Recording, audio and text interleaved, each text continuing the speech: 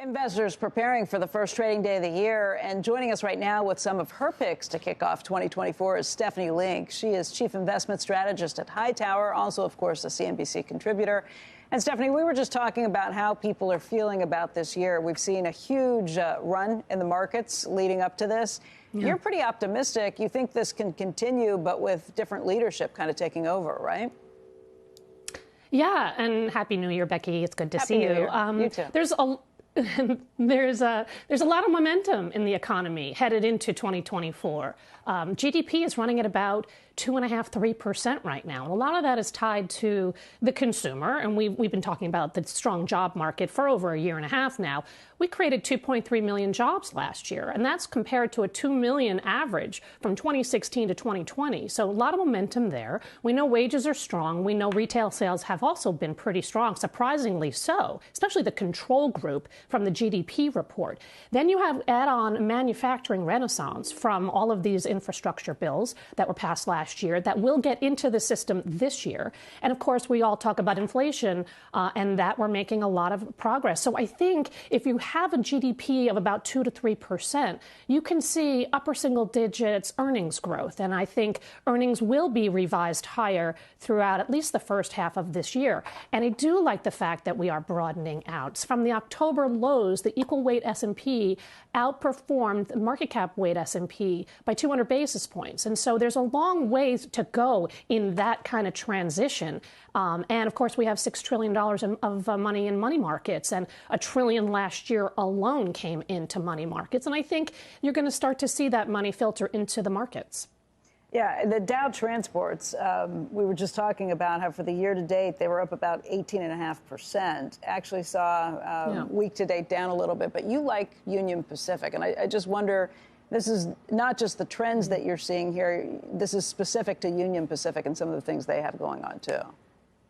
Exactly. The stock was up 17% last year. And it's kind of surprising. It's only up 3% since the new CEO, Jim Vena, was announced in August of last year. And why that's surprising is because he's been in the industry for 40 years. But he was the COO of Union Pacific from 2019 to 2021. And in that time frame, he actually created $1 billion of efficiencies at the company at the time. And so I think he's going to do the exact same thing. And it's completely underappreciated. And in the meantime, fundamentals are starting to improve in terms of car velocity, train velocity, dwellings, all of the things you like to see in terms of progress. And as I mentioned earlier, we have this manufacturing renaissance, and clearly the rails are going to benefit from that. Let's talk a little bit about the consumer. You mentioned the consumer you think is kind of pushing some of this, too. And you like Home Depot, which is an interesting call. People think consumers have kind of moved on from some of the home renovation things. Yeah, I really like housing. I think that's probably my favorite theme for 2024, and that's all tied to interest rates. You know, we went from a 30-year fix from 8%. We're now at 6.54. And as a result, the last couple of weeks, months, we've seen a pickup in housing activity. Mortgage applications are up. Housing starts were up 15% last month. Single-family housing starts and permits were up 18% each. That's very interesting to me. Permits are a leading indicator, so up 18%.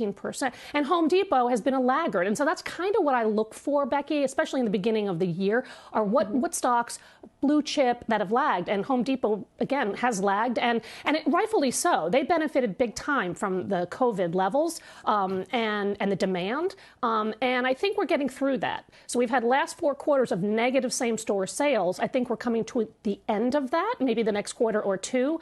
And I think that you have easy comparisons going forward. And in the meantime, they focused on profitability, and they've done a really good job there with a $500 million cost savings program as a buffer this year. So I like it as a lagging stock last year, and I hope it's going to be a leader this year.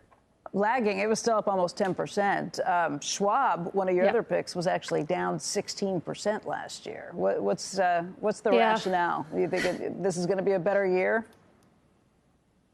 I think it will be. I mean, remember, the CEO was buying stock last March in the whole problems with Silicon Valley Bank and all of that and the turmoil. So he certainly has conviction. But a couple of things. First and foremost, low interest rates should help the cash sorting situation. We'll see less of that. In the meantime, I think net new assets will see an improvement.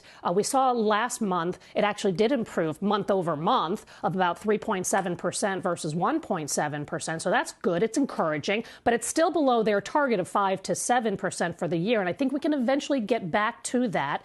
We know that they have a lot of synergies from the Ameritrade acquisition. Remember, it was announced 3 years ago, but they really haven't seen a lot of synergies because you had COVID and you had all these issues in the financial services industry. So I think you're going to see synergies there as a cushion as well. And I think you can see something like $5.25 in earnings power. So if you think that, like I do, the stock's trading at 13 times earnings, and that's really cheap for a best-in-class financial services company. Lam Research was up almost 90% last year. I don't know what the PE ratio is there. This is another one of your picks, but this is, I guess, the story that keeps on giving. Yeah, and I think a lot of it has to do with wafer fab equipment and the bottoming out that we're seeing. We started seeing it about 2 to 3 months ago. Just to put it into perspective, wafer fab equipment expectations in the beginning of last year were for $100 billion worth of spend. It got as low as $70 billion. And that number, though, has been actually trending higher. And we know Micron reported a couple of weeks ago, and they said exactly that, that we are starting to see a bottoming out. Lam Research raised their numbers for wafer fab equipment twice last year. And so you're in the mid-80 billion range. Why is this important? Because etch and data deposition are the two largest categories within this wafer fab equipment spend. And these guys are number 1 and number 2 in etch and data deposition. I think you'd mentioned the PE. I think you can see something like $40 a share in earnings power for the company. That puts it at 19 times forward estimates, which I think is pretty reasonable, especially since the numbers are probably troughing here and going higher as you see demand recover.